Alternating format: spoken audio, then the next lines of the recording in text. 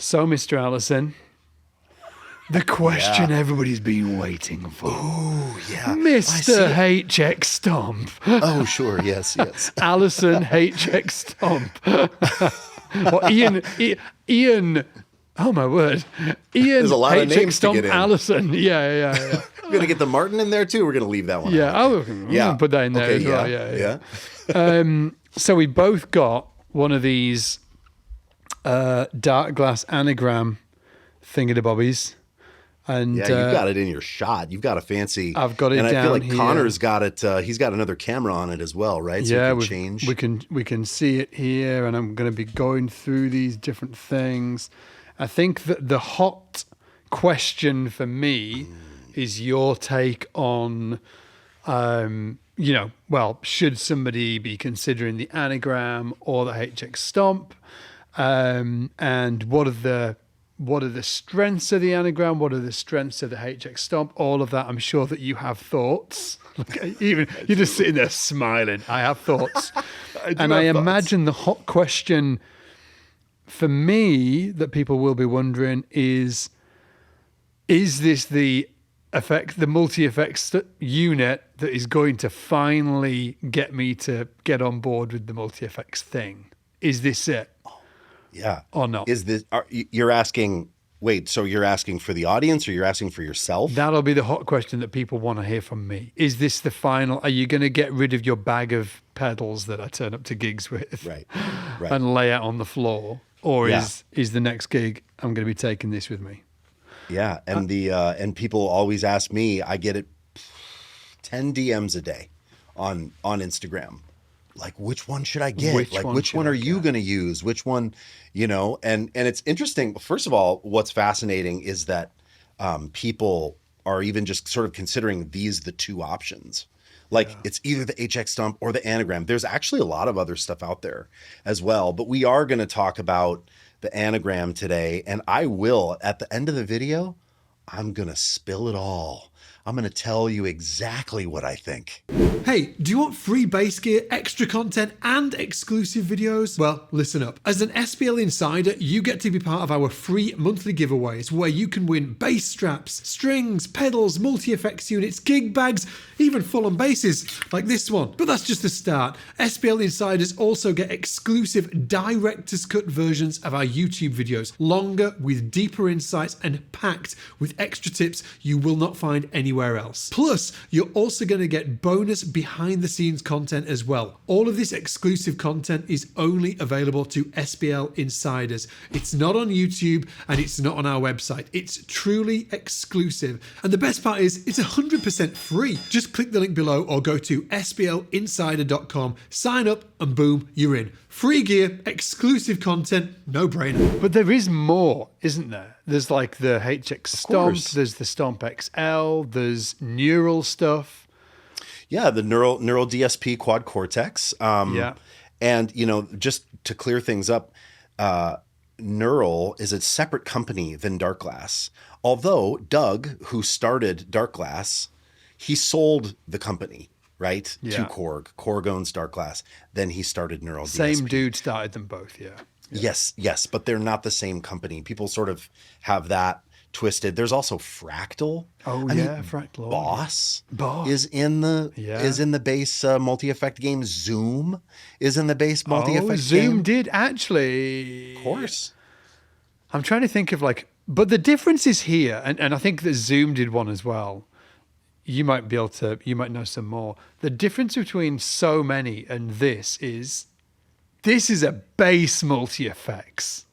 Are you talking specifically about the Anagram? For the Anagram, yeah. I think that's why people are like, whoa, they're doing that meerkat move. Like, what the heck? This is a bass. Right. You mean we're not the sort of ugly cousin in the corner or whatever? This is... Exactly. Yeah. I mean, I will say there are other straight up bass multi-effects, but they're a lower price point, right? Yeah. Like Zoom has made one for a long time. Boss has made one for a long time, but it's a lower price point. And to me, those products, even though they're they probably have a lot of cool sounds in them, they seem more sort of like pitch to beginners, or they're sort of like prosumer. You know what I mean? They don't feel like I see that Zoom multi-effects that a bunch of people use, and I'm thinking, the plastic, and I don't know if I want to take that on the road. And maybe it would be fine, right? But it gives me pause. Okay, yeah. And the first multi that I absolutely fell in love with was the Line 6 ecosystem, coming from the modeler pedals. Remember the green delay, Scott? Like the DL4, 100%, right? And they did a distortion one and the blue modulation one and the purple synth one that I had all of those on a giant aircraft carrier pedal board, right? And then they made the M stuff. Do you remember the M9, the M13, and I believe the M5? I've got the M9 at the back. Yeah. You do. Down there, yeah. Yes. And I got super into that, sent mine off to JHV3 to get it modded, all the switches changed and the clock and the buffers upgraded. I did all that stuff. What, to the M9? And then, to the M9.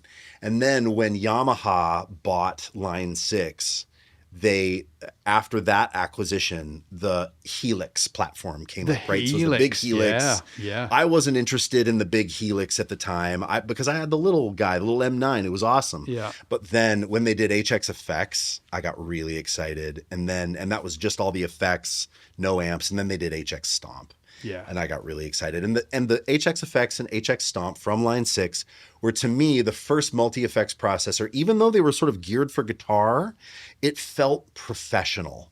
They felt like, wow, these sound great. Whereas before, multi-effects to me always sort of felt like a weird compromise, that I would always rather have individual pedals. Like, they didn't sound good. Yeah. So the HX Stomp was the first one. But the Anagram, I believe, is the first bass-centric high-end that feels high-end. Exactly. And right? it's interesting because $1,200 or something, right? Yeah, the $1,200. I'm going to search now. The HX Stomp that's probably one of the most, if not the most popular, isn't it? Let's have a look. Yes. Let's have a look. I think it is. There are a lot of people using it. I just fell in love with the form factor of it, but there's a bit of a learning curve. It's not perfect, right? It's like when people ask me, when people say, I've never used pedals before, what multi-effects should I get? I'm always say, don't get one. like if you're at the beginning of your journey, I think starting with individual pedals is really good, because you figure out what the individual pedal does with its own knobs and its own, right? Like if you get a fuzz, it just does that. If you get a drive, if you get an octave pedal, you just do that. And you kind of learn about effect order and you learn how to put them together. And then I think if you love that and you're like, I want this all consolidated.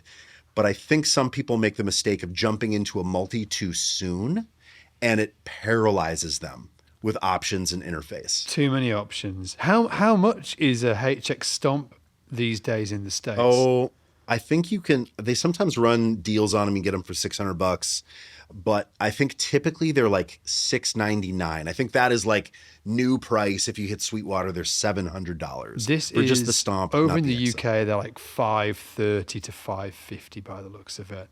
Pounds. And then pounds. And then for a Stomp XL, it's like mid 600 to mid 600s. And the Anagram over here is 900 puntos, 900 pounds. Yeah. And if we look at Sweetwater, should we say how much it is in dollars?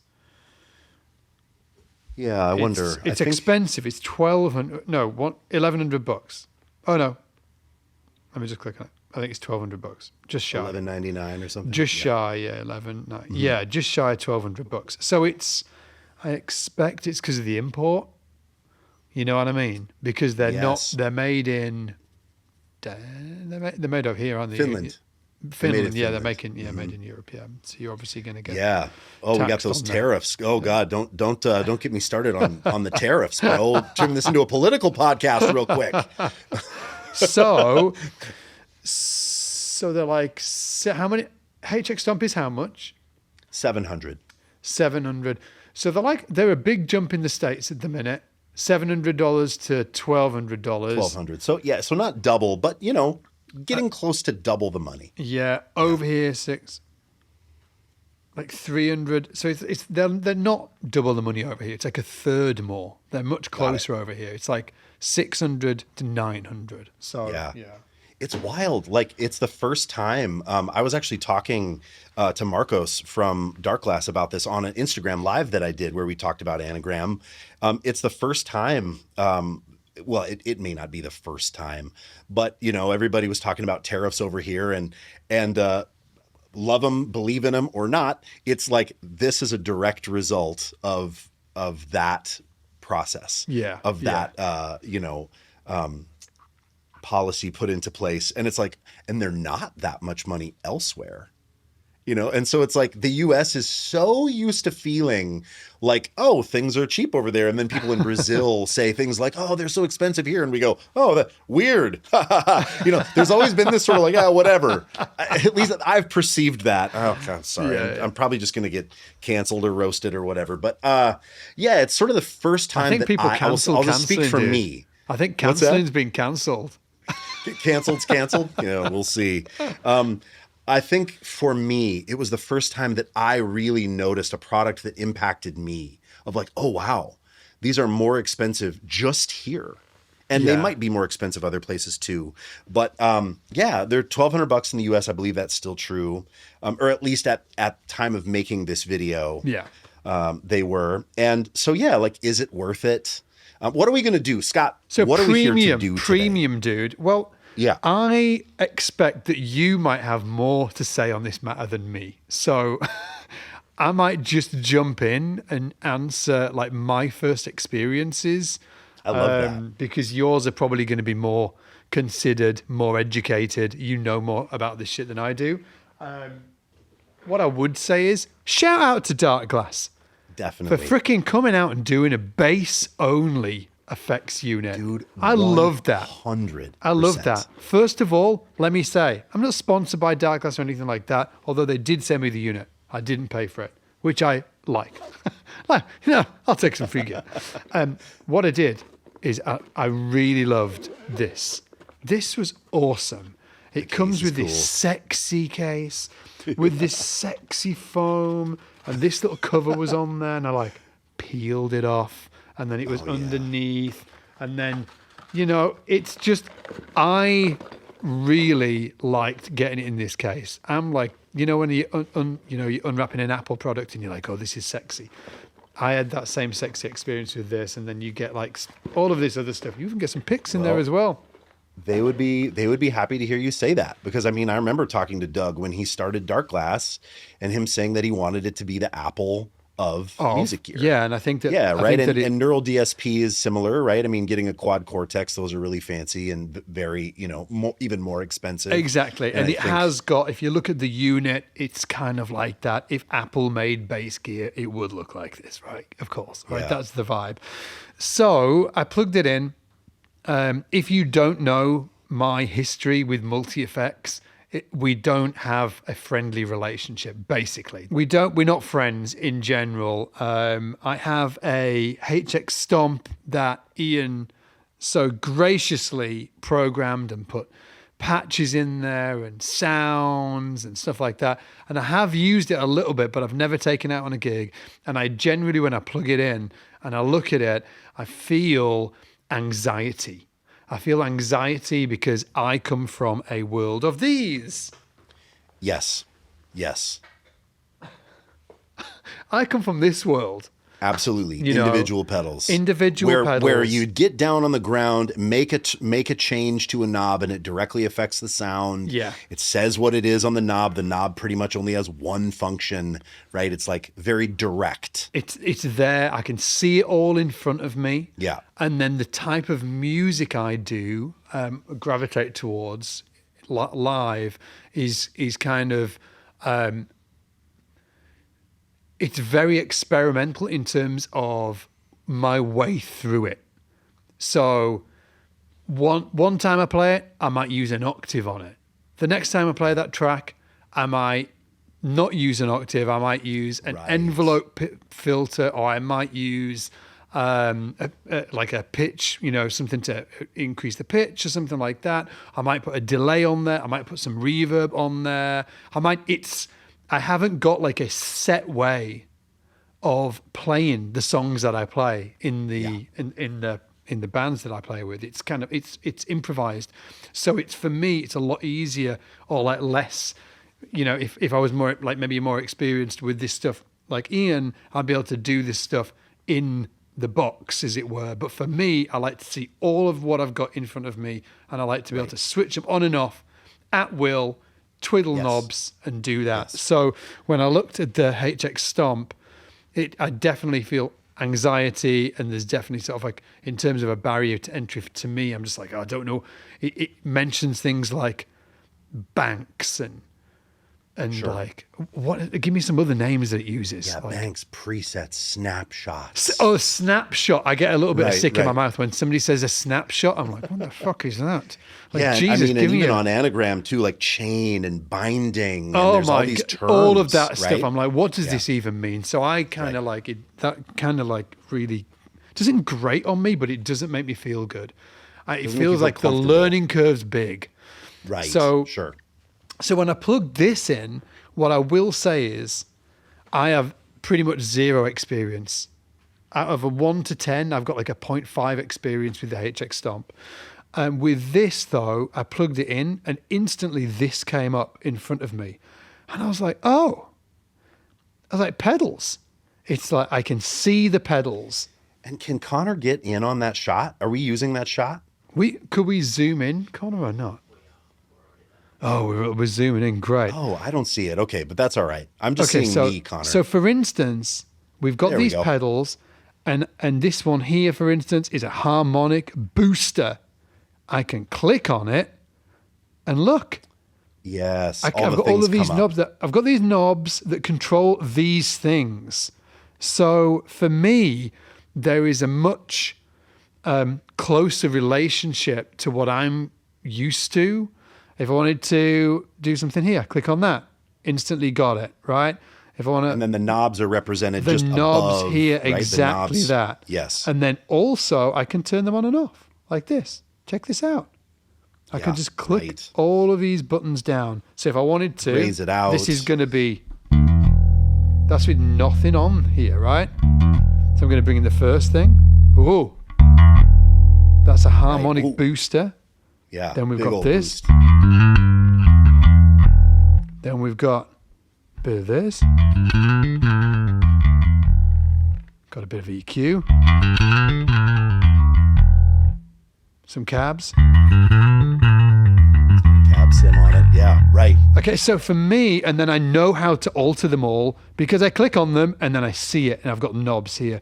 So for me, in terms of that anxiety of what I'm used to when I plug in a multi-effects, this really helped. I was like, oh, I like this. That's the first, just from a feeling perspective, I was like, ooh, I like this. I understand pedals and I'm seeing pedals. Absolutely. So I loved that. And then also, you know, just to say it, you can click through as well. So I can see here, this is a 1A. I understood that. And then, okay. Oh, 1B. I was like, okay,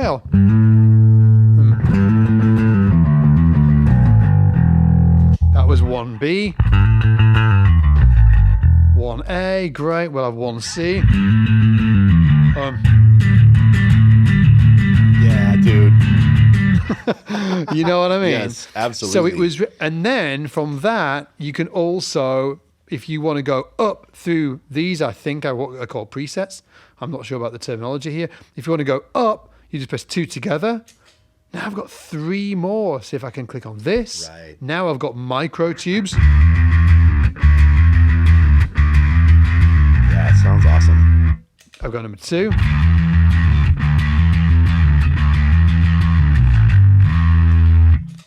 C, and then I can keep going up, right? I've got Sauna by the Water, whatever that is, and then go Crunch Loader,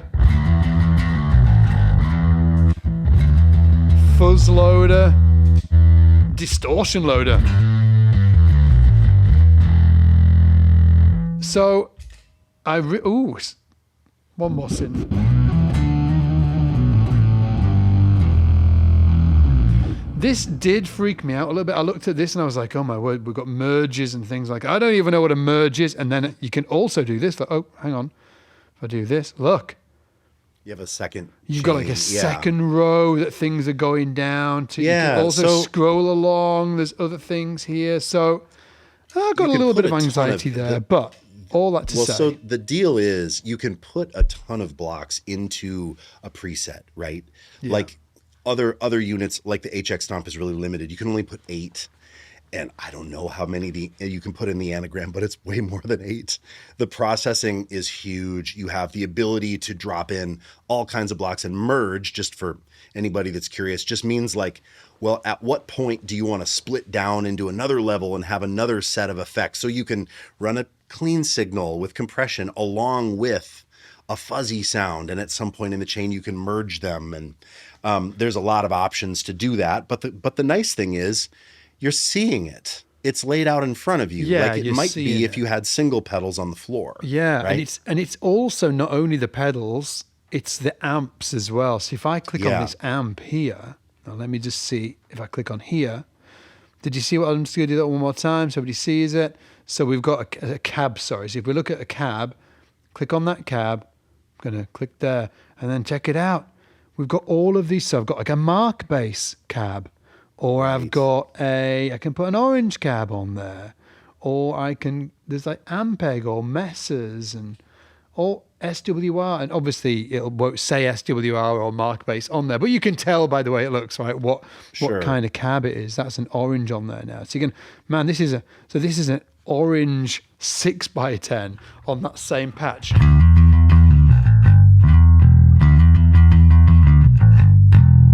Yeah. Right. So that's cool.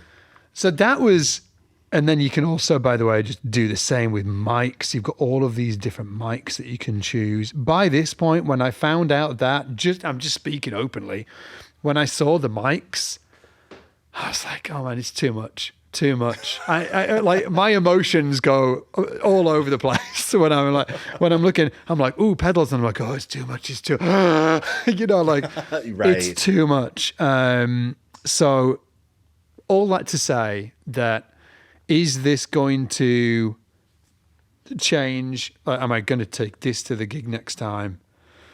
I don't think so. I think I'm still going to, because of the way that I like to experiment with pedals and have, but there's a chance. There's a chance. Yeah. There's more of a chance than ever before. Okay, so I love YouTube. You probably love YouTube. But let's be honest, it's not the best platform for in-depth teaching. Enter the SBL Academy. At SBL, we break down the bass with a curriculum-driven approach that spans from complete beginner level to super advanced. We also cover all kinds of genres, skills, and techniques, all brought to you by world-class bass instructors. And best of all, you can get started today for free at trysbl.com. Who I think this is for. So like if you're doing really experimental music right down at the pub, so if you're somebody like Scott where you're doing experimental stuff and you want to have access to stuff on the fly, for sure single pedals are the vibe. My guess is though, then if like, let's say you guys made a record, you locked into some stuff and you were going to go out on the road for 3 weeks, all in these different venues, and you were going to fly and you were going to do all this stuff, you might want to get kind of a digital version of what you do in that band locked in so that every single gig it's consistent. I think one thing about the multi ecosystem, no matter which one you get, is it's consistent. If you build sounds inside of it, you're never going to drag a cable across the knob and change it, or you're never going to pull them out of your rucksack and set them up and then go, oh God, where were all the knobs? And you're never going to have to look at the pedal board as you play. And there's no sound coming out. You just look at the pedal board and you're like, oh God. Yeah, so it depends on your use case. I mean, for somebody like me, so I'm doing most of the live stuff that I do is fly gigs. Like I fly out and play with a couple of different artists, Eric Hutchinson, Ben Rector, and those are all like dialed in sets where we have very specific songs that require specific sounds. Yeah, and there's some improv in those situations, but it's mostly like dialed in stuff. And so, like, I'd imagine people that, for instance, like play at church, maybe they want a super dialed setup as well, because you're going to be executing that stuff over and over in the kind of like Bethel CCM style. Or like if you play wedding gigs and you know that every single time you play Uptown Funk, you want that certain envelope filter sound, and you don't want to have to get down and frickin' tweak it. And like, it sounds weird and you're like, damn it. You know, you're messing with sliders or knobs, right? That is a really nice thing if you need consistency. Yeah. But like, I remember talking to guys like you, talking to somebody like Tim LaFave, talking to somebody like Jonathan Marin, 3 good examples of people who are playing more sort of like obtuse, improvised music, not necessarily in like pop music space. And you want to be able to get down there and crank a knob to blow the PA up if it calls for it, or like really make a section, like LaFave with Wayne Krantz, like getting down and turning a knob. And so that then when he comes in, it's huge. And because he's responding to the moment. It's right? improvisational. Yes. It's improvisational in sort of like essence. And the effects are an extension of the instrument. You know what I mean? So it needs to be, what's the word? Like super flexible. What you're trying to do with it. Yeah. Right. So it definitely is like too, use case is really important. Use case. Yeah. And it's know thyself, right? It's always know thyself. What do you do in your gig? Will a just because somebody plays a certain effect does not mean that effect is going to be right for how you want to use it, right? Yeah. I have to say, let's talk about some sounds inside of this, and then I'm happy to spill. I'm going to spill it here pretty soon, but I'm going to spill the tea. The sounds, like the sounds that you first pulled up, like, so you have a more recent one where they've updated the firmware and you have a bunch of presets that came with that. Mine is like, I think I don't have those presets in because I haven't. I wish there was more Darkglass presets. Suite. Just to say it, I was like, again, just in transparency, I was like going through and I was like, huh?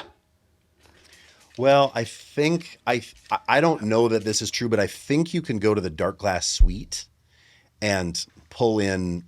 And there are more presets, and I think people are uploading presets, and it's like a place that you can check them out. Got it. And before I show you some sounds and talk about how I'm thinking about the Anagram, I also want to say there's all this potential in this thing where right now they're relying on this platform called NAMM, and it's not like NAMM, like the big guitar show in Anaheim, California. It's just NAM. And I should know what that stands for, but I don't at the moment. Somebody in the comments will. But NAMM is a website that you can go to, and there have been a ton of people that have done these captures, and you can run them on Anagram. So, for instance, if you wanted to go find a cool old Marshall, or if you wanted to go find, B15. some old, B15, right? There's going to be that stuff. Now, I will say, caveat, it is very guitar centric at the moment, that community. It's like there's 70,000 sounds and 69,000 of them are guitar sounds, right? But you can also sign up to that platform, capture your gear. So like Scott, let's say you wanted to get your B15 that you have at home, and you wanted to make a digital version of that and have it inside the Anagram, you could do that. But it is, I will say, where that's cool, right? It's like, oh, wow, I could do that. That's cool. I think one of the things how many bass players are going to do that? Probably more and more as bass players sort of catch up to the tide of what guitar players are doing in the digital space. But it was a big risk, I think, of Darkglass to say, well, hey, if you want a bunch more sounds, go to this other place external to the pedal, and there's so many there. It's like, how many bass players are going to take that step to do that? I'm not sure. Got it. Yeah. I think one of my big complaints about it early on was that I wish it had more sounds. I wish it had more blocks, more options in it. But the other side of that is I'm from the Helix side that has a gazillion effects, and I really like that optionality. some people are saying, no, Ian, I'm glad it doesn't have so much stuff in it because it's a curated list. And so when I pull up that thing, it's going to sound great. And for sure, I get that too. It depends on who you are and what you like. So like when you, Scott, pulled up those sounds, immediately I was like, those are some Darkglass sounding sounds. Yeah, right? yeah. And sure, right? But Darkglass has a very specific thing. Like cycle through. It's probably this one, right? Hang on. Because their thing is drives, and they changed the game when they came out with like. Oh. Yeah. Exactly. That sounds like Darkglass, right? Yes. That's a duality fuzz. Yeah, exactly. It is a duality fuzz. Yeah. Yeah. I did the first internet demo of the duality fuzz. Oh my word. Back Incredible. in the day, dude. Back in the day. Yeah. So yeah, I think like you hear that and now here's the thing. If you're a bass player and you hear those sounds and you go, oh my God, I'm playing music where those sounds would be perfect and I want that consistency, this pedal is for you. Right? Like if you hear that and you love the drives or you're already in the Darkglass ecosystem and you're like, man, I've got 7 of these pedals and I just wish I had them all in one box. Yeah. It's like, oh my God, the Anagram is for you 100%. Right? Yeah. Because it's doing the Darkglass thing really well. Also, I will say something that I think it does incredibly well, and you've already spoken to this, Scott, is like form factor, knobs, screen, and let's just say it too, man, it has DIs. Yeah. So you could just have this thing, right? It has a great tuner in it, right? You could just bring the Anagram, which is not that much bigger than my iPhone. I mean, right? So here's mine. Here's my phone. That's outrageous. I mean, it's bigger, but it's yeah. crazy, right? I have the old big iPhone. Yeah. Like it's bigger, but it's a really nice size. You could just bring this thing and have that be your whole rig. It's got DIs, and that is something that you cannot do with the HX Stomp in terms of like DIs. It doesn't have a DI out of it, right? Yeah. And that's something that I've always kind of like, man, I wish they had. Instead of MIDI, I wish they had a DI, but that's just me. Yeah. And listen, you like selfish bass player. well, for sure, because I talked to Line 6 at one point and said, "What's the breakdown of like bass to guitar players in your product zone?" And I hope I'm not like spilling something that they don't want people to know. I don't think it's. I bet we could ask GPT. But what would you before you ask GPT, Scott? What do you think the breakdown of like the Line 6 consumer bass guitar players versus bass players is?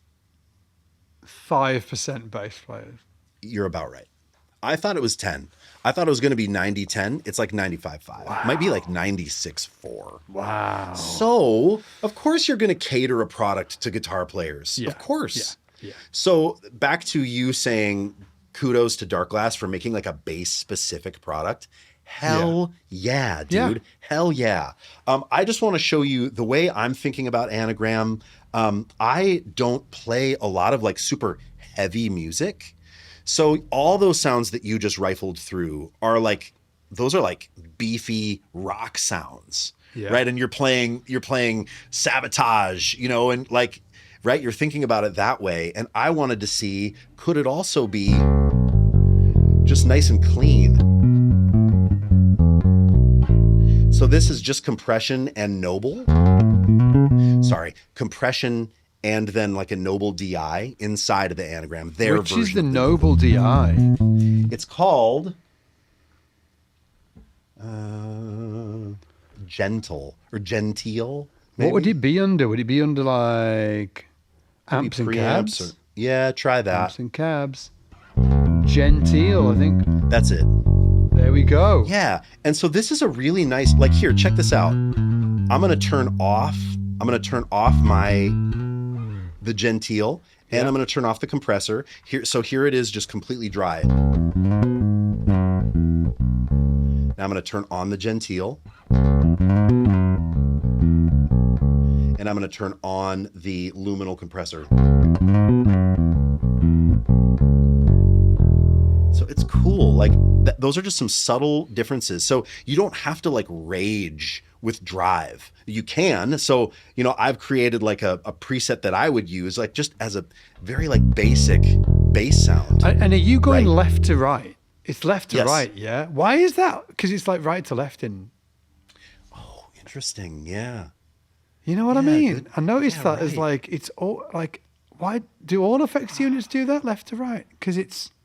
I've never even thought that, dude. But you're so If you look right. at I was going to say if you look at a real pedal, like one of these, right? It's the other way. It's the other way. Input, right hand side, output on the other side. And on this, they're doing it like left to right. But I just didn't know whether that's every effects unit or just this. Well, the HX Stomp does it that way too. I think it's sort of like maybe that's how we read. Left to right. That's why. Yeah. Yeah. I mean, don't you read left to right? I do, but man, it screwed me over when I was thinking about Oh, this. that's so interesting. Yeah. Dude, that is the first time I've ever even shout out in the comments if you've noticed that. No Like, wow, way. what a That's the first. wild- That Dude, I never even thought Dude, of that. screwed me up for like 10 minutes. That just gives you an insight into my brain how slow it is. I was like, I don't Interesting. understand. Yeah, right. So when you well- so with your compressor, what are you putting on the compressor? What would that be? That's going to be EQ, filters, and dynamics. Dynamics, yes, sir. Yeah, so I'm just my Is it secret- luminal? Yeah, the luminal. I've got that, man. I'm just dialing it in right here. The thing about compression for me, I only use it really sparingly and I try to blend it a bit with clean as well so that it isn't fully compressed, So I've dialed in some settings there and then check it out. Like then I've also put a vintage micro tubes, but not super dark glassy sounding. Even if you play it sort of softly, it's more sort of edge of breakup. Got it. Vintage mic. I think it's pretty cool. I'm building this. As your talk, I'm going to put Get the vintage micro tubes in there. Okay, so we've got the luminal into the noble or the whatever it's called, but it's modeled on a noble, and then Put the noble at the end. So you want the noble after the microtubes? I want noble in slot 6. Slot 6. Mm-hmm. Oh, wait a minute. What have you got on the far left? Just read me through.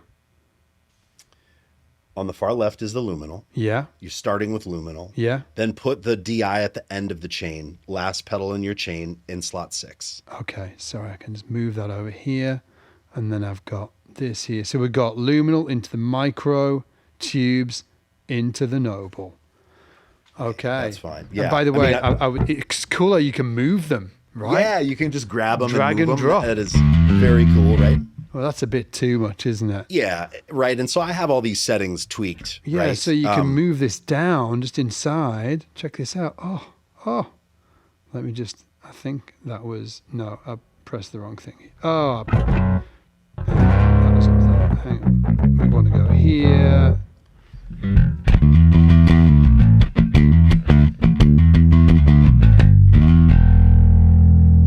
That's cool. And then you Totally switch it cool. off.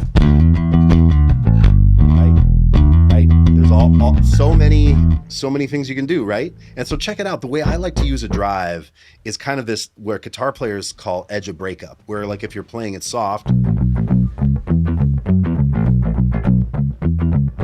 but if you hit it, It starts breaking up. Yeah. Right. Yeah. and then I've got a bit of chorus at the end. I think that's a nice sound. And then I also have an octave before the micro tubes. Right? And then if you get rid of the micro tubes, you just have a really nice clean octave sound. If I put the chorus back on, right? You get that Levin thing. Yeah. But again, it's not like this isn't giving crazy gain dark glass, right? It's normal bass tones approached how you Yeah. would approach it. Yeah. Exactly. So you can do that. Let me just go through a couple others. I have like my version then of what I love about an SVT. So this is a very subtle SVT. It's not super drivey. because So is that what you're using for your amp? yeah, so this is like I basically made versions of my presets that I've done for the Helix for Anagram. So this one I call Ultimate Amp. It's just the way I like to hear in SVT. Yeah. SVTs are meant to be clean. They're a super clean platform, but then they take drives really well, right? So then you, right, this thing. Yeah. But it's still not crazy. It doesn't sound like a Darkglass thing to me. And then, when you put on the fuzz,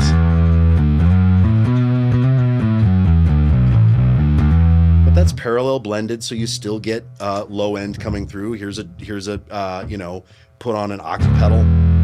So then you've got this thing.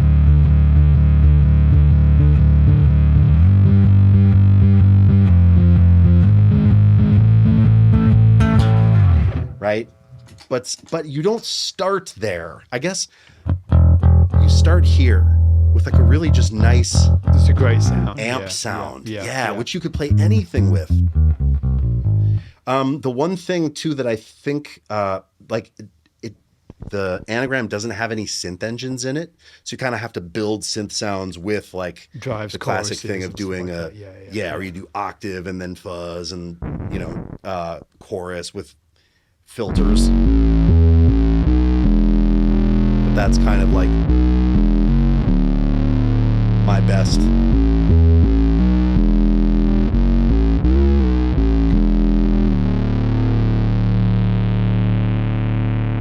Fall into the filter a little bit. Yeah. Yeah, that's cool. A couple other things that are fun, like here's a slap preset.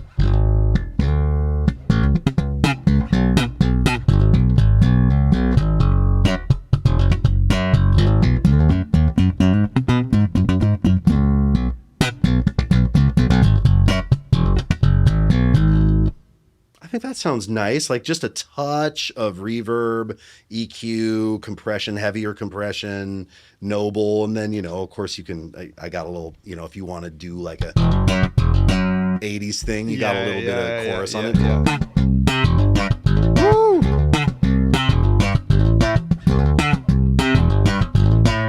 Last thing that is like not super dark glassy is like an 8-string patch. Right, so this kind of thing. Right?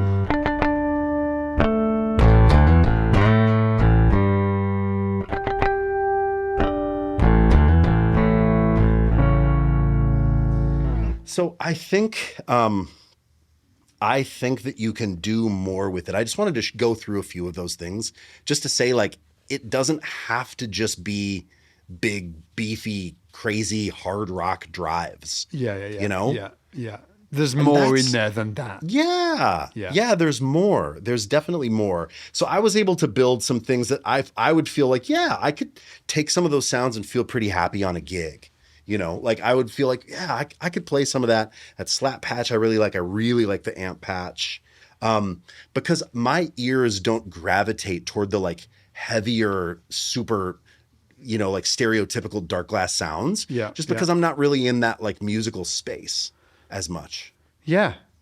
So here we go. Dude. Yeah. So is it time to spill it? Spill the tea. Here's what I would say. I need, like, there are certain sounds that I have gotten that I have to have inside the HX, right? Like spring reverb and trem, for instance, that like Montana sound. Yeah. The way that they do certain synth sounds inside of there. I also really like some of the drives and fuzzes. I just know it really well. So for me, the HX wins in terms of the amount of options you have for sounds and the sounds themselves. Like, and that doesn't necessarily mean they're higher quality. It just means that for me, I know how to use them better, and I really like the results that I get. That said, the Anagram wins for sure in terms of UI, right? Like the screen, how you can adjust things, move things around, how it's intuitive.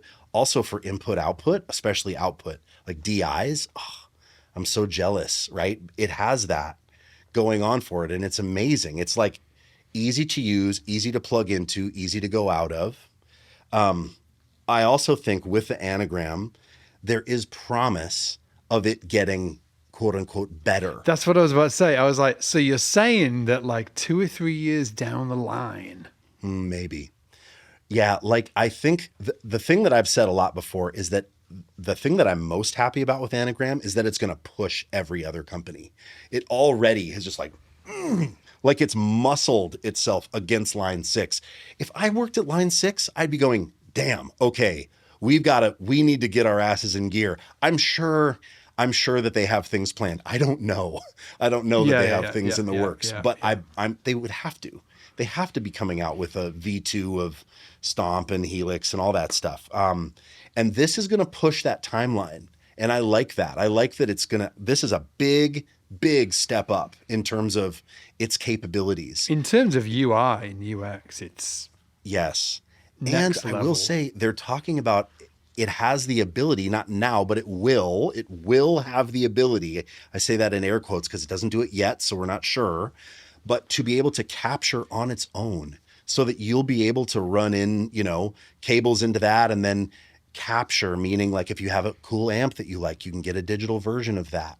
If you have a pedal that you like, you can capture your discombobulator like inside of the Anagram. It runs all this white noise through it, and it doesn't do it yet, but they're saying that that's coming. They're also saying that there will be plugins like that at some point it will be able to run actual DAW like Logic plugins, which is pretty amazing because there's no pedals doing that yet.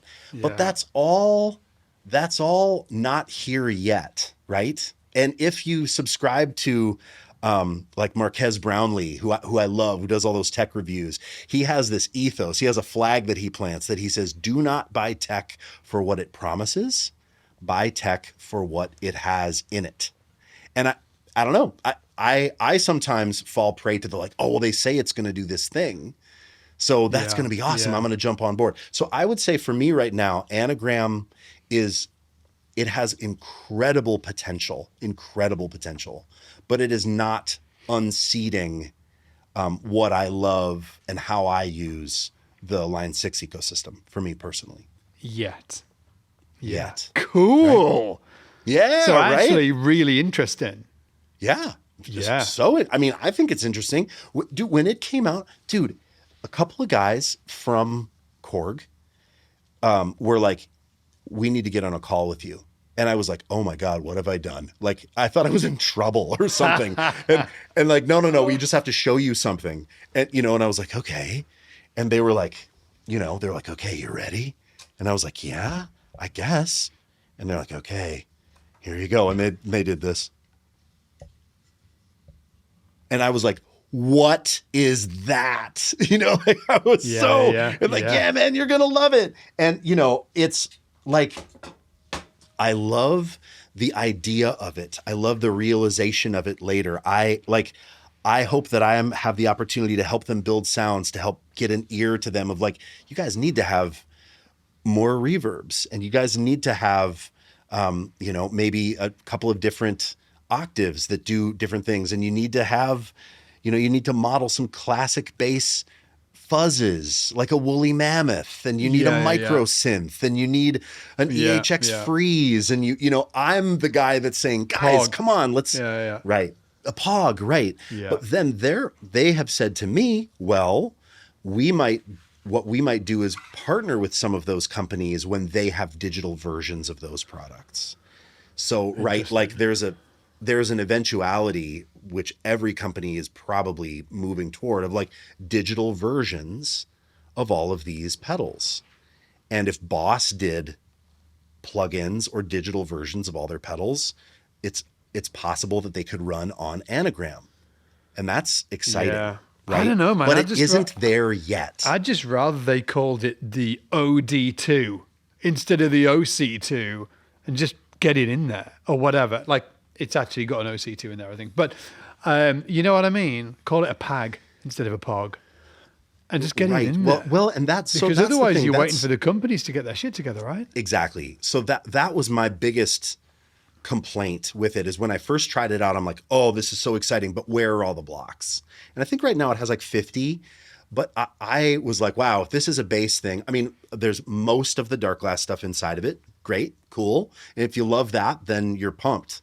But where is the Brassmaster? Where's the Pog? Where's the OC2? And they have some things that are, you know, that, and they have like the Noble in there. They have like a Moger Foger filter. Yeah. But yeah. I want more. You want I like can see, 4 or 5 envelope filters. You want. Yeah, I want a Mootron, you know, and I want, right? Yeah. Like it has one envelope filter, I believe, at the moment. I could be wrong about that. But yes, like, and it needs more amps. That was exactly. So when I was playing it, I put the envelope filter on.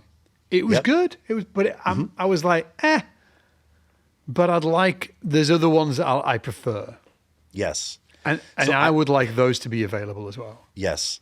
So I think they really, really considered the form factor, their OS. They purchased an OS for this thing that was incredibly complex and cool, that could run tons of stuff in the future. So they really went hard on making it sort of like future-proof, quote unquote. They got the foundation more than right. I think that's what we're saying, isn't it? The foundation. Do you know the old, like, make sure your foundation's okay and then you can build a strong house? Like they nailed that bit. Like, yes.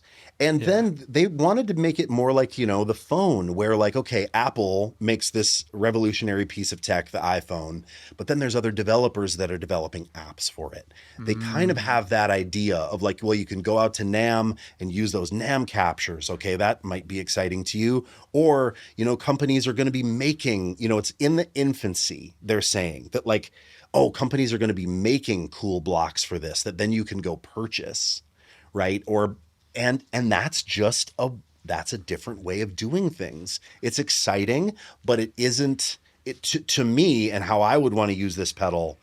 It's close, but the form factor and the DIs and the UI UX doesn't push it over my experience with the HX Stomp. You're not going to leave the HX Stomp behind. No. Yeah. Exciting, man. Yeah. You heard it here. Okay, let's call it, guys. Massive shout out to Darkglass for doing a bass multi effects. Totally, it's about freaking time that we had one. About freaking time, it's about and time. It's the perfect company to do it too. It is, it is, Truly, yeah. Awesome, guys. Cool. See you in a bit. Next time. Bye. Take care, everybody.